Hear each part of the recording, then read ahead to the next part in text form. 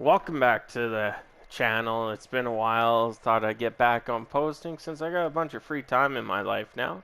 And, I caught up back with the Oilers. I've watched every game. I've watched a lot of the post-game interviews. I don't watch the pregame because the pregame's pretty blah.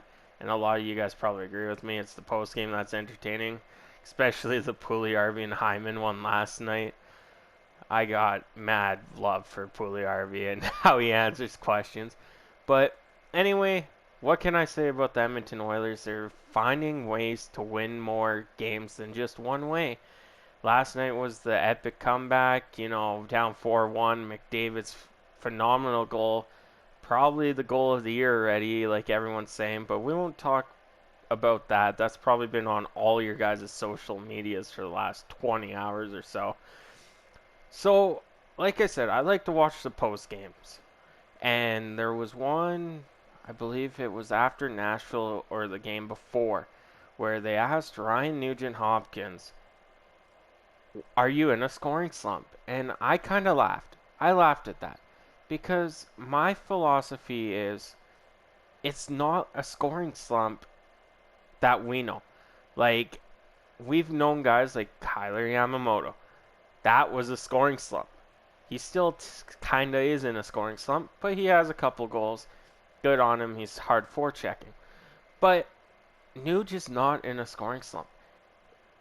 Guys only, besides McDavid and Draisaitl and the odd one, guys that score, there's usually a good pass to make it so those guys can score.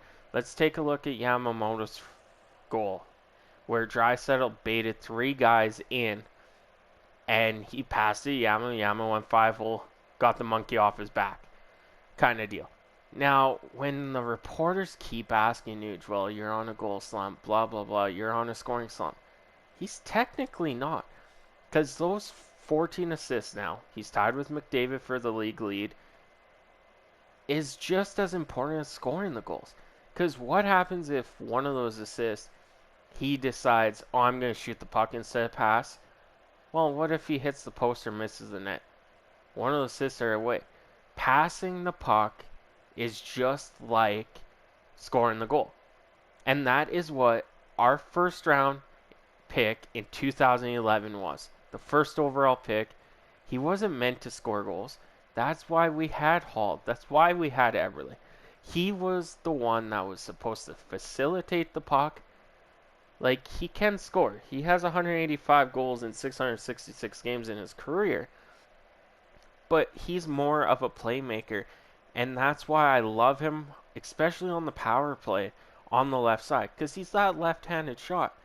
Having that left-handed shot like him over there, the goalie has to cover the post more, which means a quick pass over the Draisaitl or to the other side is going to be a split second longer for the goalie to get over because he has to respect the short side shot. Now, all these reporters going, well, you're in a slump, you're in a slump. No, he's not. He's probably, we haven't seen this Nuge since New Year's Eve of, was it 2019 when Kyler Yamamoto came up? Or 2020? 2019. We haven't seen that. And it's nice. Like, yeah, maybe there was a chance last night, he did fan on it. It probably could have been a good goal or a good scoring chance. But he made up with that nice saucer pass to Pulley-Arby on the power play, and Pulley-Arby scored. The pass is just as important as the goal. The pass sets everything up, unless you're Connor McDavid and you skate 200 feet down the ice and just, take it to the net yourself and score. But we don't get that from Nuge. Nuge is a pure defensive playmaker. That is who he is, and gotta love him for it. Now, a little bit more about Nuge. Like, 14 assists in 10 games. So that's pretty damn good, considering he's on the second line and Tippett's trusting him to run his own line with Yamamoto and Hyman now, which I don't think is a bad idea. Like, yeah, there was a lot of success with Draisaitl running it and Hyman up with McDavid, which if these two lines start not scoring again, then you could do that. But having Nuge run his own line gives him more responsibility and all that for Tippett to have different looks. Now, another fun fact about Nuge is we're going to have another milestone. What can we say? Nuge will hit, he will, and I'm not exaggerating that. He's sitting at 492 career points. He'll hit 500 this year. You know, we've had last night, Tyson Barrie got his 400th career point, I believe. We had McDavid scoring his 200th career goal, or Draisaitl. It's been a milestone year, and this year has just been great.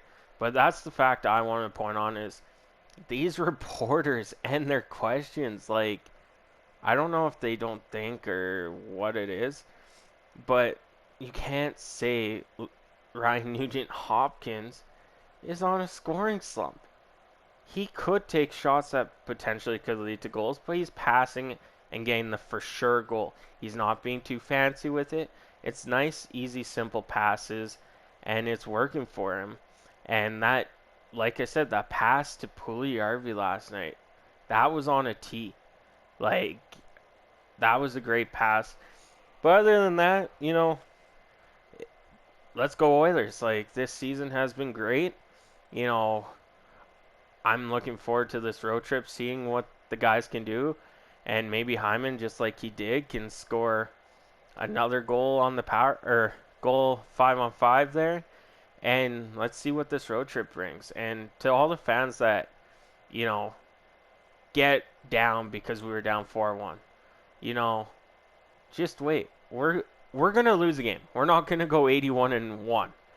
That's not the life of this league.